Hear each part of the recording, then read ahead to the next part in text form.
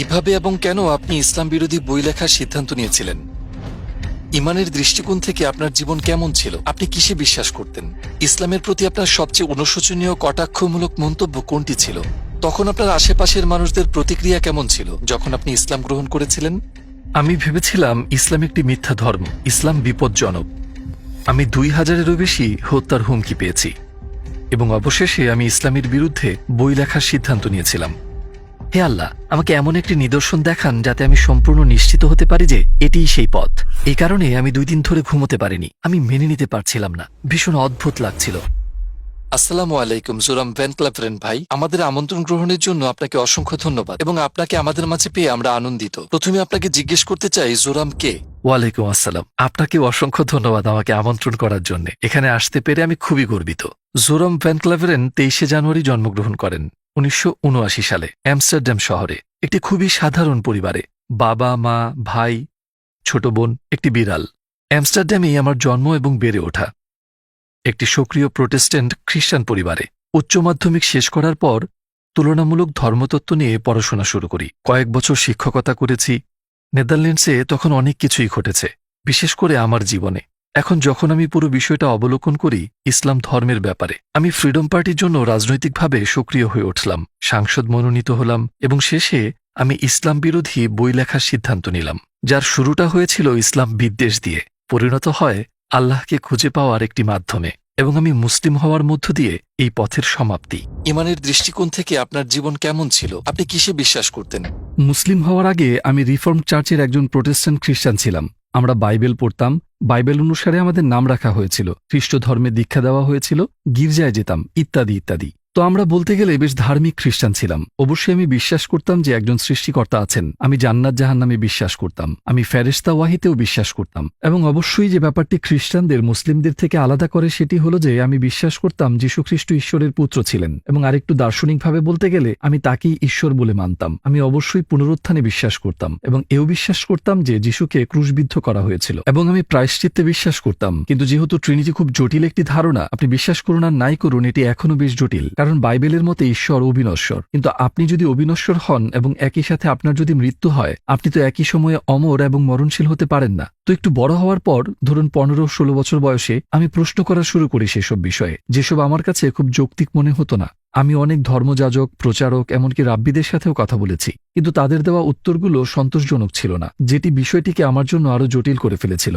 শেষ পর্যন্ত সেসব বিষয়গুলোর ব্যাপারে আমার সন্দেহ থেকেই যায়, কিন্তু আমি অন্ধ বিচারকের মতো এগুলোকে একপাশে রেখে ধর্মটাকে বিশ্বাস করে যাওয়াটাই ভালো মনে করলাম। হয়তো আমি পুরো বিষয়টি বোঝার মতো যথেষ্ট বুদ্ধিমান নই এবং আমি তখনও ঈশ্বরে বিশ্বাস করতাম যে যীশু একজন খুব গুরুত্বপূর্ণ ব্যক্তিত্ব এবং ঈশ্বরের পুত্র। কিন্তু পূর্বে যা ঘটেছে আমি ব্যাপারটিকে ঠিক সেভাবেই রেখে দিলাম। কিভাবে এবং কেন আপনি ইসলাম বিরোধী বই লেখার সিদ্ধান্ত নিয়েছিলেন? উচ্চ মাধ্যমিক শেষে একটি বিশ্ববিদ্যালয়ে ভর্তি হই তুলনামূলক ধর্মতত্ত্ব বিষয়ে পড়াশোনা করার জন্য। এবং চমৎকার ব্যাপার হলো, আমার কলেজের প্রথম দিন, যতদূর মনে পড়ে 2001 সালের 11ই সেপ্টেম্বর, প্রথম দিন থেকেই বুঝলাম, আচ্ছা, এই মুসলিম ছেলেগুলা একটু পাগলের মতোই এবং এই ধর্ম সত্য নয়।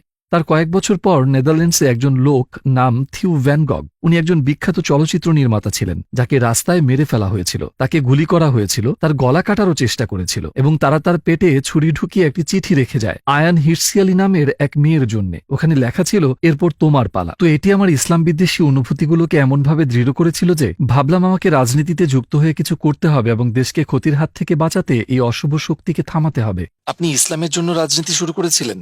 হ্যাঁ, এবং সত্যি এটি ইসলামের কারণে ছিল, আর এটিই মূল কারণ ছিল আমার বই লেখার, মানুষকে বোঝানোর জন্য যে কেন ইসলাম পৃথিবীর জন্য বিপজ্জনক। আমি যখন বই লিখছিলাম, একটু আগেই যে প্রশ্নগুলোর ব্যাপারে বললাম, খ্রিস্ট ধর্মের ব্যাপারে আমার সেই সন্দেহগুলো আবার মাথায় ঘুরতে লাগলো এবং অবশ্যই সেটি সত্যের ব্যাপারেই ছিল, কারণ আমি একজন বিশ্বাসী খ্রিস্টান ছিলাম এবং আমার যে খ্রিস্টান প্রশ্নগুলো ছিল সেগুলোর উত্তর খুঁজে পেলাম ইসলামের আলোকে। কারণ অবশ্যই যখন আমি বই লেখা শুরু করি, অনেকে ভেবেছিলেন যে এটি একটি রাজনৈতিক বই, কিন্তু সেটি রাজনৈতিক বই ছিল না, এটি ধর্মীয় বই ছিল। কারণ আমি মানুষকে দেখাতে চেয়েছিলাম ইসলাম ধর্ম হিসেবে কেন ভয়ঙ্কর, এবং আমি খ্রিস্টান দৃষ্টিকোণ থেকে বইটি লিখছিলাম। অতএব শুরুতে আমি খ্রিস্টান ধর্মে ঈশ্বরের ধারণা এবং ইসলামিক ধারণার একটি তুলনা তৈরি করতে চাইলাম। আমার ট্রিনিটির ব্যাপারে বেশ কিছু সন্দেহ ছিল এবং আমি ইসলামে তাওহিদ মানে ঈশ্বরের একত্ব দেখলাম হ্যাঁ, এবং সেটি আরো যৌক্তিক মনে হলো। আর তারপর আমি ভাবলাম, বেশ, আমি বাইবেল আবার পড়ব, আরো জানতে, নিজেকে পুনরায় ঝালিয়ে নিতে। আচ্ছা, কেন ইসলামে যে তাওহিদের ধারণা, এক স্রষ্টার ধারণা, সেটি কেন খ্রিস্টান কনসেপ্টে নেই? কিন্তু যখন আমি ওল্ড টেস্টামেন্ট পড়ছিলাম, দেখলাম যে ওল্ড টেস্টামেন্টে রাসূল বারবার বলেছেন এক ঈশ্বর, এক ঈশ্বর, এক ঈশ্বর। আর তারপর আমি ভাবলাম, ঠিক আছে, তাহলে আমি নিউ টেস্টামেন্টেও শুধু যীশুখ্রিস্টের বাণীগুলো দেখি। নিউ টেস্টামেন্টে একটি গল্প ছিল এমন যে কোথাও একজন লোক এসে যিশুকে প্রশ্ন করে, জীবনের সবচেয়ে গুরুত্বপূর্ণ জিনিস কি, আমি কিভাবে স্বর্গ লাভ করব? এবং তিনি বললেন, দুইটি জিনিস রয়েছে। তিনি বললেন, হে ইসরায়েল, তোমার ঈশ্বর এক, এবং তোমার প্রতিবেশীর সাথে এমন ব্যবহার করো যে ব্যবহার তুমি পেতে চাও। তো আমি ভাবলাম, যীশুখ্রিস্ট নিজেও এখানে স্বীকার করছেন, হে ইসরায়েল, তোমার ঈশ্বর এক। আমি বুঝলাম মুসলমানদের এক ঈশ্বর ভাবনাটি ট্রিনিটির চেয়ে বেশি যুক্তিযুক্ত, এবং এই ধারণাটি ওল্ড এবং নিউ টেস্টামেন্টের সাথে সম্পূর্ণ মিলে যাচ্ছে। কিন্তু আমি জানি খ্রিস্ট ধর্ম অন্য কিছু শেখায়। বাইবেলে ঈশ্বর সম্পর্কে যে ধারণা পাওয়া যায় তারা ঠিক তা শেখায় না। তো কয়েক সপ্তাহ গবেষণা করে বেশ কিছু বই পড়ার পর ভাবলাম, ঠিক আছে, হয়তোবা ঈশ্বরের একত্ববাদের ধারণাটি সত্য। তো এভাবেই শুরু হয়েছিল। আপনার গবেষণার জন্য কোন কোন উৎস থেকে সাহায্য নিয়েছিলেন? যেহেতু আমি খানিকটা বিস্মিত ছিলাম, আমি বিভিন্ন কর্তৃপক্ষের কাছে লেখা শুরু করি এই ধর্মীয় বিষয়গুলোর ব্যাপারে। যাদের কাছে জানতে চেয়েছিলাম তাদের মধ্যে একজন ছিলেন শাইখ আব্দুল হাকিম মুরাদ, এবং তিনি ক্যামব্রিজ বিশ্ববিদ্যালয়ের একজন অধ্যক্ষ। অবশ্য বিষয়টি একদিক দিয়ে কিছুটা অদ্ভুত, যদিও আমি তখনও রাজনীতির সাথে জড়িত, কিন্তু আমি ইসলাম বিরোধী বই লিখছিলাম, ইসলাম বিরোধী উদ্দেশ্য নিয়ে। আর আমি অন্য দেশের একজন মুসলিম অধ্যক্ষকে অনুরোধ করেছিলাম, আপনি কি আমায় সাহায্য করবেন? আমি অবশ্য বলেছিলাম আমি একটি বই লিখছি এবং আমার মনে অনেক প্রশ্ন রয়েছে। আমি সোজাসুজি তাদের কাছে জানতে চাইলাম কেন ইসলাম সন্ত্রাসবাদ প্রচার করছে, কেন তারা নারী বিদ্বেষী, খ্রিস্টান বিদ্বেষী, যে কোনো কিছুর বিরোধিতা করে বেড়ায়। খুব সম্ভবত 6 সপ্তাহ পর তিনি আমাকে বেশ বিস্তৃত একটি ইমেল পাঠান, এবং উনি সরাসরি বোঝাতে শুরু করলেন, আমার অনেক প্রশ্নের উত্তর দেন। উনি আরো বললেন, তোমাকে এই আর্টিকেল পড়তে হবে, এই বই পড়তে হবে, সেই বই পড়তে হবে, অমুক ব্যক্তির কাছে যাও। তিনি খুব বিস্তারিতভাবে ব্যাখ্যা করছিলেন সব। কিন্তু সবগুলো বই এবং আর্টিকেল পড়ে শেষ করার পর আমি ওল্ড টেস্টামেন্টে বর্ণিত নবী ও রাসূলদের সাথে মুহাম্মদ সাল্লাল্লাহু আলাইহি ওয়াসাল্লামের তুলনা করে দেখার চেষ্টা করি। আমার আর কোনো যুক্তি অবশিষ্ট ছিল না এটা দাবি করার জন্য যে বাকিরা রাসূল কিন্তু তিনি নন। আমি চিন্তা করলাম, বেশ, আমি যদি মুসা আলাইহিস সালামকে মেনে নিতে পারি, তবে রাসূল সাল্লাল্লাহু আলাইহি ওয়াসাল্লামকে কেন নয়? তাহলে নিশ্চয়ই সেখানে অন্য কারণ থাকবে। আমি ভাবছিলাম, কেন আমি তাকে রাসূল বলে মেনে নিতে পারছি না? হয়তো তার অনেকগুলো স্ত্রী ছিল তাই। কিন্তু আবার আমরা যদি সুলাইমান, রাজা দাউদ কিংবা ইব্রাহিম আলাইহিস সালাম প্রমুখদের দেখি, ওল্ড টেস্টামেন্টে এমন আরো অনেক নবী রয়েছেন যাদের একাধিক স্ত্রী ছিল। আর ধর্মগ্রন্থের বাইরে দেখলেও সাংস্কৃতিকভাবে ইউরোপ, আফ্রিকা, এশিয়া সবখানেই বিভিন্ন কারণে মানুষদের একাধিক স্ত্রী ছিল। তো ভাবলাম, বেশ, এটা কোনো যৌক্তিক কারণ হতে পারে না। একের পর এক সব যুক্তি বাদ পড়তে লাগলো। শেষে আমি ভাবলাম, আমাকে বলতেই হবে, হয় এদের কেউই রাসূল নন, যা আমার পক্ষে মেনে নেওয়া সম্ভব হচ্ছিল না, কারণ তাদের জীবদ্দশায় যা করেছিলেন, বলেছিলেন যে অলৌকিক ঘটনাগুলো ঘটেছিল ইত্যাদি কারণে তারা যা বলতেন এবং করতেন সে ব্যাপারে নিশ্চিত ছিলেন, কেননা তারা রাসূল। এরপর আমি বললাম, ঠিক আছে, ভালো কথা, তাহলে আমাকে মুহাম্মদ সাল্লাল্লাহু আলাইহি সাল্লামকে নবী হিসেবে মেনে নিতে হবে। আমি সন্দেহ করেছিলাম। প্রথমে আমি ভেবেছিলাম যে তিনি আমার জানা ইতিহাসের সবচেয়ে খারাপ মানুষ। পরে ভাবলাম, হয়তো উনি অতটা খারাপ নন, কিন্তু তিনি রাসূল নন। শেষে সন্দেহ হতে শুরু করলো তিনি হয়তো একজন রাসূল। হ্যাঁ, অবশ্যই এতটুকু আসতে আমার অনেক বই পড়তে হয়েছে। প্রফেসর আব্দুল হাকিম মুরাদের সবচেয়ে বুদ্ধিমান পরামর্শ ছিল, তিনি বলেছিলেন, আপনি ইসলাম বিরোধী যে বইগুলো পড়ছেন সেগুলো সব অমুসলিমদের হাতে লেখা। তিনি বললেন, যদি আপনি খ্রিস্ট ধর্মের ব্যাপারে জানতে চান তাহলে নাস্তিকদের বই পড়বেন না, আপনি খ্রিস্টান লেখকদের বই দিয়ে শুরু করবেন। কেন তারা এটিতে বিশ্বাস করে, তাদের যুক্তিগুলো কি? আপনাকে ইসলামের বিষয়েও ঠিক একই কাজ করতে হবে। তো আপনি ইসলামের ধর্মীয় শিক্ষক, পণ্ডিত, তাদের বই পড়া শুরু করুন। আর তখন আপনি জানতে পারবেন, যদি আপনি বইগুলোর তুলনা করেন, তো একই বিষয় নিয়ে মুসলিম লেখকরা লিখেছেন একভাবে এবং অমুসলিমরা লিখেছে অন্যভাবে। আপনি বুঝতে পারবেন কোথায় তারা ভুল করেছে, কোন জায়গায় তারা শব্দের ভুল ব্যাখ্যা করেছে। কখনো হয়তো না জেনেই তারা ভুল করে ফেলে, কিন্তু যেহেতু তারা বোঝেনি কোথায় কি ভুল হয়েছে বা কোথাও কিছু বাদ পড়েছে কিনা, তো দিন শেষে আপনি দেখবেন ঠিক এসব ভুলভ্রান্তির কারণেই প্রতিদিন নতুন নতুন ধর্ম তৈরি হচ্ছে। আমি তার পরামর্শই অনুসরণ করলাম। আমি রাসূল সাল্লাল্লাহু আলাইহি ওয়াসাল্লামের জীবনী পড়েছি তার কথা মতে। আমি মার্টিন লিংসের the life of the prophet based on the earliest source of Muhammad পড়েছি। মার্টিন ধর্মান্তরিত ব্যক্তি ছিলেন, তো তার দেখানো যুক্তির ধরন, তার লেখার পদ্ধতি সবকিছু আমাকে আকৃষ্ট করেছিল, কারণ কোনো একটি বিষয়ে আমাদের দুজনের চিন্তার ধরন সম্পূর্ণ এক ছিল। বইটি পড়ার পরেই প্রথম আমি তাকে একজন সামরিক নেতার দৃষ্টিতে দেখা বন্ধ করি, কারণ আগে তার কথা চিন্তা করলেই মাথায় শুধু যোদ্ধার ছবি ভাসত। কিন্তু বইটি পড়ে আমি তাকে একজন বাবার ভূমিকায় দেখতে পাই, একজন বন্ধু, শিক্ষক ইত্যাদি। তার অনেক চরিত্র আমার সামনে আসে এবং আমি চাইলে অনেক কিছুই বলতে পারি, কিন্তু এটা কখনোই বলতে পারবো না যে তিনি ভালো মানুষ নন। তো তার চরিত্র আমাকে তার ব্যাপারে আরও পড়তে ও জানতে আগ্রহী করে তোলে। আপনার গবেষণায় কোন বিষয়টি আপনাকে অবাক করেছে? হিন্দ বিনতে উদ্বার গল্পটি আমার জন্য একটা সুইচের মতো ছিল, যা আমাকে পুরোই বদলে দিয়েছে। কারণ আগে আমি ভাবতাম হিন্দ তার শত্রু আবু সুফিয়ানের স্ত্রী ছিল এবং এই হিন্দি হামজা রাদিয়াল্লাহু তাআলা আনহুকে হত্যা করার জন্য টাকা দিয়েছিল। রাসূল সাল্লাল্লাহু আলাইহি সাল্লামের অত্যন্ত প্রিয় চাচা ছিলেন তিনি, আর যুদ্ধক্ষেত্রে তাকে হত্যা করা হয়। তারা তার কান কেটে আনন্দ মিছিল করে, তার নাক কেটে ফেলে। সে এক বিভৎস দৃশ্য। রাসূল এসব দেখে খুবই কষ্ট পেয়েছিলেন এবং এর অনেক বছর পর রাসূল ক্ষমতা অর্জন করলেন, মক্কায় ক্ষমতাসীন হয়ে ফিরে এলেন। সেখানে হিন্দু উপস্থিত ছিল। বইটি পড়ার এই পর্যায়ে এসে ভাবলাম এইবার বুঝি তাকে ক্রুশবিদ্ধ করা হবে বা তার হাত কেটে ফেলা হবে বা এমন কিছু, কিন্তু তিনি বললেন আমি এখন তার দিকে তাকাতে পারবো না, কিন্তু সবাইকে ক্ষমা করে দেওয়া হলো এবং সে যদি থাকতে চায় তবে মুসলিমদের সাথে থাকতে পারবে, আর না হয় চলে যেতে পারে, কিন্তু এখন থেকে আর কোনো প্রকার রক্তপাত চলবে না। আর আমি ভেবেই অবাক হচ্ছিলাম তাকে ক্ষমা করে দেওয়া হয়েছিল। যদি আপনি এমন একজনকে ক্ষমা করতে পারেন যে আপনার প্রাণপ্রিয় চাচাকে হত্যা করেছে, যদি সে তার শরীরের বিভিন্ন অংশ কেটে অন্যদের দেখিয়ে উল্লাস করে, সে আপনাকে আর আপনি যা কিছু প্রচার করছেন সেটাকে অপমান করছে, এটিই প্রকাশ করে আপনি কতটা মহান চরিত্রের অধিকারী। এটি একটি অসাধারণ গুণ, এটি অলৌকিক বিষয় যা আপনি কোথাও খুঁজে পাবেন না। আমি ভাবছিলাম কি অসাধারণ একজন মানুষ তিনি, আর এটি দেখার পর আমার সন্দেহগুলো নিয়ে আমি চিন্তায় পড়ে গেলাম। আমি তার চরিত্র দেখেছি, কিভাবে তিনি অন্যদের সাথে ব্যবহার করেন তা দেখেছি, শত্রুদের প্রতি তার আচরণ কেমন তা দেখেছি। আমার মনে হতে শুরু করে তিনি একজন রাসূল, কিন্তু তারপর আমি ভাবি ওহ এটা তো ভয়ঙ্কর, কারণ আমি ইতিমধ্যেই আল্লাহর একত্ববাদ স্বীকার করেছি আর এখন বলছি তিনি একজন রাসূল। যদি আমি আপনাকে বলি আল্লাহ এক এবং মুহাম্মদ তার রাসূল, তাহলে তো এটি প্রায় কালেমা পড়া হয়ে গেল। আমি ভাবলাম এবার থামতে হবে, বইগুলো পড়া বন্ধ করতে হবে, এটি আমাকে ভুল গন্তব্যে নিয়ে যাচ্ছে। তবে অবশ্যই আমি আর আগের মতো ইসলাম বিরোধী ছিলাম না, আমি যা যা পড়েছি দেখেছি আর আমার অভিজ্ঞতার কারণে। এখন আমি আপনাকে যা বলবো হয়তো রূপকথার মতো শোনাবে, কিন্তু এটা সত্যিই ঘটেছিল। আমার টেবিলের উপর সব বইগুলো ছড়িয়ে রাখা, যখন আমার মনে হচ্ছিল যে এটি একরকম কালেমা শাহাদাতি পড়া হয়ে গেল, আমি বিরক্ত হয়ে আপাতত সবগুলো বই সরিয়ে একটা উঁচু তাকে রেখে দিলাম। কিন্তু সেখানে এত বই ছিল যে অনেকগুলো বই তাক থেকে পড়ে গেল। পড়ে যাওয়া বইয়ের সাথে আল কোরআনও পড়ে গেল। আমি যখন বইটি তুললাম আমার হাত পড়েছিল ঠিক 22 নম্বর সূরার 46 নম্বর আয়াতে, যেখানে লেখা ছিল প্রকৃতপক্ষে তাদের চোখ অন্ধ নয় বরং তাদের হৃদয় অন্ধ। আমি ভাবলাম আরে এটি তো আমার আসল সমস্যা, কারণ আমার চোখ নয়, আমি স্পষ্ট দেখতে পারছি। নিজ হাতে যা লিখছি কেউই আমাকে সেই বই লিখতে জোর করেনি, কি লিখবো সেটাও কেউ বলে দেয়নি, নিজেই লেখা শুরু করেছিলাম, নিজের চোখে সব দেখতে পারছি। আচ্ছা মানলাম তিনি রাসূল, ঈশ্বর একজন, কিন্তু বিষয়টাকে গ্রহণ করতে পারছিলাম না, কারণ আমার চোখ অন্ধ ছিল না, আমার হৃদয় অন্ধ ছিল। আমি মন থেকে মেনে নিতে পারছিলাম না। আমার মনে হয় আমার নফস বা আমার অহংকারের কারণেই আমার মেনে নিতে কষ্ট হচ্ছিল। তখন আমি বললাম হে প্রভু, আপনি বাইবেলের ঈশ্বর নাকি কোরআনের আল্লাহ আমি আর পরোয়া করি না, আমাকে শুধু একটি মাত্র ইঙ্গিত দিন যাতে আমি শতভাগ নিশ্চিত হতে পারি এটাই সঠিক পথ। তারপর আমি ঘুমিয়ে পড়লাম, কিন্তু ঘুম থেকে ওঠার পর কেন জানি না মনের মধ্যে খুব শান্তি পাচ্ছিলাম। আমি সত্যিই খুব নিরাপদ বোধ করছিলাম। এর পূর্বে আমি কখনো এতটা শান্তি অনুভব করিনি। পুরো বিষয়টি নিয়ে আমার যে উদ্বিগ্নতা বা সন্দেহ ছিল সূর্যের তাপে তুষারের মতো, তা আমার মন থেকে পুরো উধাও হয়ে গেল। আমি ভাবলাম আমি মনে হয় মুসলমান হয়ে গেছি, তো এখন সবাইকে বিষয়টি জানানোর পালা। আপনার আশেপাশের লোকজনের প্রতিক্রিয়া কেমন ছিল যখন আপনি মুসলিম হয়ে গেলেন?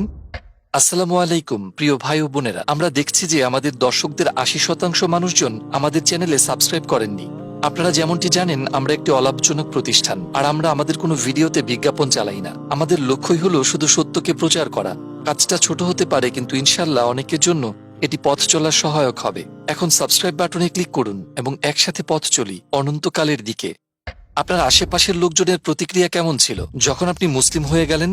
বেশিরভাগের প্রতিক্রিয়াই নেতিবাচক ছিল। অবশ্যই অনেকের জন্য, বিশেষ করে কিছু নিকটাত্মীয়কে এটি একটু বেশি অবাক করে দিয়েছিল। তারা যখন সংবাদ মাধ্যম থেকে বিষয়টি জানতে পারে, আমি আমার মাকে যখন জানালাম তিনি কাঁদতে শুরু করলেন, আর আমার স্ত্রী বেশ সহানুভূতিশীল ছিল এই ব্যাপারে। সে বলল যদি তুমি ইসলামে বিশ্বাস করো এবং সেটি যদি তোমার অন্তরে থাকে আমি কিছু বলার কে। আমার পুরনো অফিসের কিছু লোক বেশ আক্রমণাত্মক হয়ে গিয়েছিল তখন। আমি 2000-এর চেয়েও বেশি হত্যার হুমকি পেয়েছি, এমনকি তাদের থেকেও যারা একসময় আমাকে সমর্থন করত, যারা আমাকে ভোট দিয়েছিল। মানুষজন অনেক আজে বাজে কথা শুনিয়েছে আমাকে, তোমার স্ত্রীকে ধর্ষণ করব, তোমাকে গুলি করব, আমরা জানি তোমার সন্তানেরা কোন স্কুলে যায়, এমন অনেক কিছু। সেগুলোর বেশিরভাগই অবশ্য অর্থহীন কথা ছিল, কারণ পাগল লোকজন কম্পিউটারে বসে অনলাইনে লিখছে সেগুলো। তো তখন একটু এলোমেলো সময় চলছিল। আমার আগের চাকরিটা ছেড়ে দিতে হয়েছিল অবশ্যই, কারণ সেটি একটি খ্রিস্টান সংগঠন ছিল। দলনেতাকে বিষয়টি বলার পর সে বলল আমি সত্যি বিশ্বাস করতে পারছি না। আমি তোমার মাঝে কিছুটা পরিবর্তন খেয়াল করেছিলাম অবশ্য, যখন তুমি একটি বিষয় নিয়ে রেডিওতে কথা বলছিলে। তোমাকে তখন ইসলামের ব্যাপারে আগের চেয়ে কিছুটা নমনীয় মনে হয়েছিল, আগের মতো তেমন কঠোর কঠোর ছিলে না, কিন্তু তুমি মুসলিম হয়ে যাওয়াটা। আমি বললাম হ্যাঁ আমি মুসলিম হয়েছি। সে বলল আমি বিষয়টা চিন্তা করেই 2 দিন ঘুমোতে পারিনি। আমি কোনোভাবেই মেনে নিতে পারছিলাম না, এটা খুবই অদ্ভুত ছিল। কিন্তু সবচেয়ে কঠিন হয়ে দাঁড়ালো আমার নানাকে বিষয়টি জানানো, কারণ আমার নানা তখন প্রায় মৃত্যু মুখে। তার বয়স 93-94 এর আশেপাশে তখন। তোমার নানাকে এ কথা তোমার নিজেকেই বলতে হবে। আমি বললাম ঠিক আছে, কিন্তু তোমাকে আমার সাথে আসতে হবে, কারণ তিনি আমার ঢালের মতো ছিলেন। আর আমি সেখানে গিয়ে বললাম নানা আমি মুসলিম হয়ে গিয়েছি। শুনে তিনি তার চোখ বন্ধ করলেন। আমি ভাবলাম তার নিঃশ্বাস বন্ধ হয়ে গিয়েছে কিনা, যেহেতু তার বয়স হয়েছে অনেক। সত্যিই কিছুক্ষণ তার নিঃশ্বাস বন্ধ ছিল, তারপর তিনি আবার শ্বাস নেওয়া শুরু করলেন আর আমার দিকে তাকিয়ে বললেন অন্তত তুমি ক্যাথলিক তো হয়ে যাওনি।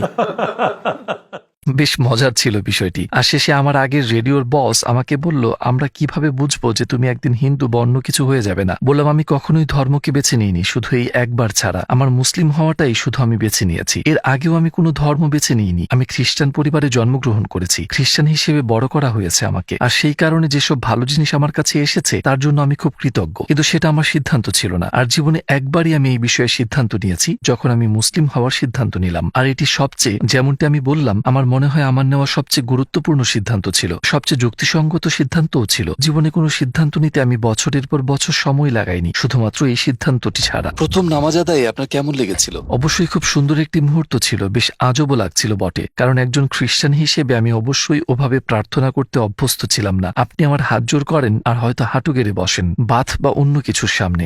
আমার মনে হয় ব্যাপারটা খুব সুন্দর যে আপনি সিজদা করছেন, অতঃপর আপনি সত্যিই আপনার প্রভুর কাছে গভীরভাবে মাথা নত করছেন। তাই আমার মনে হয় এটি অত্যন্ত বিনয়ী এবং সুন্দর একটি ব্যাপার। এটি আমাকে অত্যন্ত মুগ্ধ করেছিল। আপনার জীবনে ঘটে যাওয়া 3টি বড় চ্যালেঞ্জের নাম বলুন। অবশ্যই আমার মুসলিম হওয়াটা একটি বড় চ্যালেঞ্জ ছিল, কারণ আমাকে আমার পরিবারের কাছে এবং পুরো পৃথিবীর কাছে প্রশ্নবিদ্ধ হতে হয়েছিল, আর ওইটি একটি বড় চ্যালেঞ্জ ছিল। আমি ভেবেছিলাম যে মুসলিম হওয়াটা খুব কঠিন কাজ হবে, কারণ একজন প্রোটেস্ট্যান্ট খ্রিস্টান হিসেবে ধর্মীয়ভাবে পালন করার সেখানে তেমন কিছু নেই। কিন্তু একজন মুসলিমকে কিছু বিষয় চর্চা করতে হয়, দৈনিক 5 বার বাধ্যতামূলক নামাজ পড়তে হয়, একটি সুনির্দিষ্ট নিয়ম মেনে খেতে হয়, চিন্তা করতে হয় নির্দিষ্ট গঠনমূলক পদ্ধতিতে। আপনাকে সর্বোৎকৃষ্ট হতে হবে প্রতিটা মুহূর্তে, আপনাকে সৃষ্টিকর্তার সাথে আপনার সম্পর্কের কারণে, আর শুধুমাত্র এ কারণেই আপনাকে দিনে 5 বার সালাত আদায় করতে হবে। এটি সবসময় সৃষ্টিকর্তার কথা মনে করিয়ে দিচ্ছে, এবং এটি আপনাকে সবসময় স্মরণ করিয়ে দিচ্ছে যে আপনার একজন প্রভু আছে, যা খ্রিস্টান হিসেবে অনুভব করা সম্ভব নয়। আমি এভাবেই উপলব্ধি করেছি, আর আমি মনে মনে ভাবি ও 5 বার নামাজ আদায় করতে হবে আজ, আমি এটা করতে পারবো না, সেটা করতে পারবো না। তো আমি মাথায় এটাকে কঠিন বানিয়ে ফেলেছিলাম, কিন্তু মুসলিম হওয়ার পর এসব সহজ হয়ে গেল। আপনি কি আপনার সন্তানদের মুসলিম হিসেবে বড় করছেন? চেষ্টা করছি অবশ্যই। আমি জানি না কখন কিভাবে যে আপনি একজন মুসলিমকেই বড় করছেন। আমার মনে হয় এটি অনেক কঠিন একটি দায়িত্ব, বিশেষ করে বর্তমান প্রেক্ষাপটে। অবশ্য আমি যখন বিয়ে করি তখন আমি মুসলিম ছিলাম না। আমি আমার সন্তানদের খ্রিস্টান হিসেবে লালন পালন করার প্রতিজ্ঞা করেছি। আমি মুসলিম হওয়ার পর অবশ্যই আমি আমার সন্তানদের খ্রিস্টান হিসেবে বড় করছি না। আমার বাচ্চাদের যদি খ্রিস্ট ধর্ম সম্পর্কে কোনো প্রশ্ন থাকে, তারা আমার স্ত্রীকে জিজ্ঞেস করে উত্তরের জন্য, আর আমার কাছে আসলে ইসলামিক সমাধান পায়। কিন্তু বেশিরভাগ সময় সে বলে দেয় তোমাদের বাবাকে জিজ্ঞেস করো। আমার স্ত্রী সবার জন্য হালাল খাবার রান্না করে, এটি খুবই সুন্দর একটি ব্যাপার। সে বলে আমি 5 ধরনের খাবার রান্না করতে পারবো না, তো সবাই একই খাবার খাবে, তুমি হালাল খেলে সবাই হালাল খাবে। একদিক থেকে এটা অনেকটা স্বাভাবিক হয়ে যাচ্ছে। ইসলামের প্রতি আপনার সবচেয়ে অনুশোচনীয় কটাক্ষমূলক মন্তব্য কোনটি ছিল? আমার মনে হয় ইসলাম মিথ্যা, কারণ এটি আমি প্রায়ই বলে থাকতাম ইসলাম মিথ্যা, কোরআন বিষাক্ত গ্রন্থ। কিন্তু যখন আমি বলতাম ইসলাম মিথ্যা, তখন আমি পুরো ধর্মকে এবং তার সাথে যা আছে সবকিছুকেই বোঝাতাম। তো সেটি এক মাপের অনেক বড় জাহিলিয়াত ছিল আমার মতে। তো এই বিষয়টি নিয়ে আমি খুবই অনুতপ্ত। ইসলাম মিথ্যা হওয়ার ধারণাটি ছাতার মতো ছিল এক প্রকার, আর বাকি সবকিছু এই ধারণার নিচে, কারণ সেটিই ছিল আমার বদ্ধমূল ধারণা। আর অবশ্যই আমি নিজেকে দোষ দিই এবং এও জানি যে অনেক মানুষ যারা প্র্যাকটিসিং মুসলিম না, তারাও এটি করে। আর একভাবে আমি বুঝতে পারি বিষয়টি, কারণ রাজনৈতিক দৃষ্টিকোণ থেকে, সামাজিকভাবে, সাংস্কৃতিকভাবে যা বলা এবং করা হয় তা সারা জীবন থেকে যায়। আমাকে মাঝে মধ্যে আমার পুরনো পার্টির লোকজন থেকে শুনতে হয় যে আমি একরকম নাকি তাদের অপমান করেছি। তো এটি আমাকে কষ্ট দেয়, আর এটি একটি অন্যতম কারণ যার জন্য আমরা IXC বা ইসলাম অভিজ্ঞতা কেন্দ্র নামক সংগঠন চালু করি। আমরা স্কুলগুলোতে যাই, primary school, high school, college, বিশ্ববিদ্যালয়, সরকারের 2টি অফিসিয়াল বিভাগে, অন্যান্য সামাজিক সংগঠনগুলোতে, এমনকি চার্চেও যাই, ইসলাম সম্পর্কে ভ্রান্ত ধারণাগুলো দূর করতে, ইসলামের দাওয়াত পৌঁছাতে, ইসলামের প্রকৃত রূপ তুলে ধরতে ভার্চুয়াল রিয়েলিটি ব্যবহার করি, যাতে তাদের শেখার অভিজ্ঞতাটি বেশ মজার হয়। আমি খুব চেষ্টা করছি পুরনোকে মুছে ফেলতে। ইসলামের ব্যাপারে আমাদের কিভাবে গবেষণা করা উচিত? আপনি কি গুগলে সার্চ করার পরামর্শ দিবেন? না, আমি কোনোভাবেই গুগলের পরামর্শ দিব না, কিংবা গুগল সার্চ করা আমার সর্বশেষ পরামর্শ হবে। বরং আমি মনে করি বই হাতে নিয়ে পড়াটা খুব গুরুত্বপূর্ণ। আমি মার্টিন লিন্সের লেখা মুহাম্মদ সাল্লাল্লাহু আলাইহি ওয়াসাল্লাম আরবের আদি ইতিহাস ও ঐতিহ্য নির্ভর জীবনী বইটি পড়তে বলবো, যে বইটি সম্পর্কে আগেই বলেছি সবুজ রঙের। আর আমি মনে করি প্রথমেই আমাদের কোরআন নিয়ে গভীরভাবে ঘাটাঘাটি না করাই উচিত, কারণ এটি খুবই জটিল একটি কিতাব। আর আপনার যদি এমন কেউ না থাকে যে আপনাকে শিখিয়ে দিবে আপনি কি পড়ছেন, বিশেষ করে অনেকেই আছেন যারা ইসলামের ব্যাপারে কিছুই জানেন না, আরবি ভাষা পারে না বা আরব দেশের মানুষ নন, তখন আপনাকে কোরআনের ব্যাখ্যা পড়তে হবে বা অনুবাদ পড়তে হবে, এবং অনেক ক্ষেত্রেই সেগুলো পুরো সত্য নাও হতে পারে। তো আমি সবাইকে পরামর্শ দিব সিরাত, রাসূল সাল্লাল্লাহু আলাইহি ওয়াসাল্লামের জীবনী পড়তে, রাসূলের চরিত্র ও জীবন নিয়ে পড়াশোনা করতে, কারণ সেসব ইতিহাসও আমাদের অনেক কিছু শেখায়। তার জীবনটাই ছিল কোরআন, তিনি নিজেই জলজন্তু কোরআন ছিলেন। তার সুন্নাহ নিয়ে পড়াশোনা করুন, আর আমার মতে এটি ইসলামকে খুঁজে পাওয়ার সর্বশ্রেষ্ঠ উপায়। আপনার শেষ মন্তব্য হিসেবে কিছু কি বলতে চান? আমি মুসলিম হওয়ার পর অনেক অনেক সুখী হয়েছি, তাই আমি সবাইকে ইসলামের দাওয়াত দিতে চাই, কারণ এটি আপনার হৃদয় ও অন্তরে প্রশান্তি ছড়িয়ে দেয়। এটি একমাত্র সত্য ধর্ম, কথাটি আপনার হৃদয় ও অন্তরকে পরিতৃপ্ত করে দেয়। কমপক্ষে এটিকে ইসলামের দৃষ্টিকোণ থেকে দেখার চেষ্টা করুন। রাসূলের জীবনী পড়ুন এবং জানুন। মুসলিমরা যা বিশ্বাস করে, কেন করে, তা বোঝার চেষ্টা করুন। মুসলিমদের ব্যবহার দেখে সিদ্ধান্ত নেবেন না, কারণ সব মুসলিম কিন্তু প্রকৃত মুসলিম নয়। আমিও প্রকৃত মুসলিম হতে পারিনি এখনো, আমিও সবসময় মুসলিমদের মতো চলতে পারি না। আমি সহ আমাদের সবারই চলা উচিত, কিন্তু আপনি সব উদাহরণের শ্রেষ্ঠ উদাহরণ রাসূলকে অনুসরণ করুন। আপনি যদি তার জীবনী পড়েন তাহলে হয়তো আপনি নিশ্চয়ই সত্যের সঠিক দিক নির্দেশনা পাবেন।